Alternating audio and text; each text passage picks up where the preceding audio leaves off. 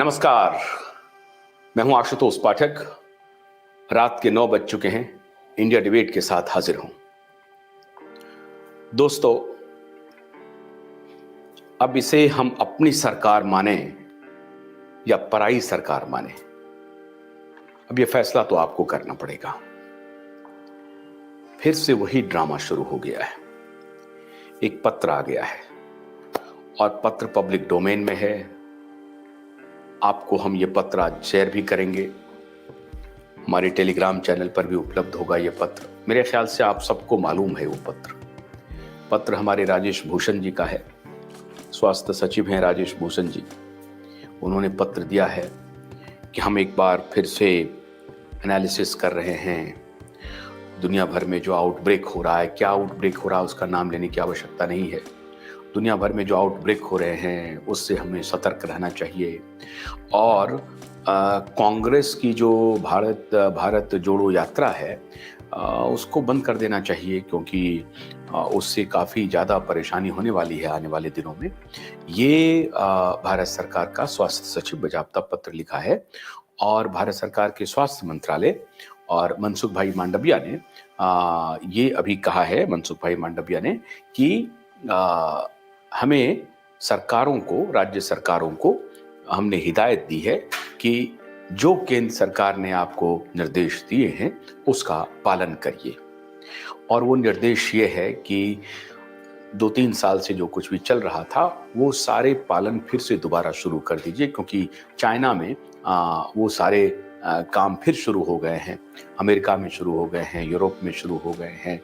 तो ये अब आपको देखना पड़ेगा कि भारत में भी वो सब प्रतिबंध लागू कर देने पड़ेंगे जो प्रतिबंध हमने 2 साल पहले इम्पोज किया था और फिर 2 साल 3 साल तक इस प्रतिबंध को हमने चलाया।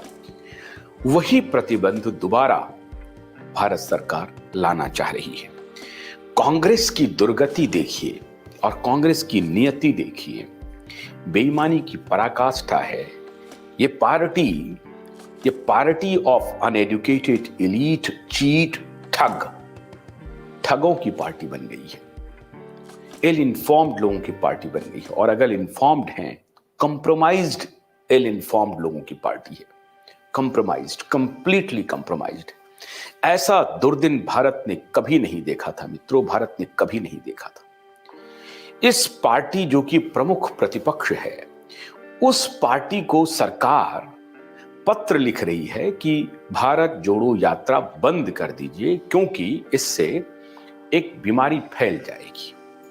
इस पार्टी में कोई व्यक्ति ये नहीं है कि इस बीमारी पर विश्लेषण करे, इस बीमारी पर सरकार के उठाए हुए कदमों की तहकीकात करे, उसकी जानकारी ले, वैज्ञानिकों के साथ बैठे, फर्जी डॉक्टरों की बात ना माने। ऐसे बहुत सारे डॉक्टर्स हैं, ऐसे बहुत सारे शोधार्थी हैं, शोधकर्ता हैं जो उनको तथ्य उपलब्ध करा सकते हैं, लेकिन उनकी बात को इन्हें सुनना नहीं है, जानना नहीं है।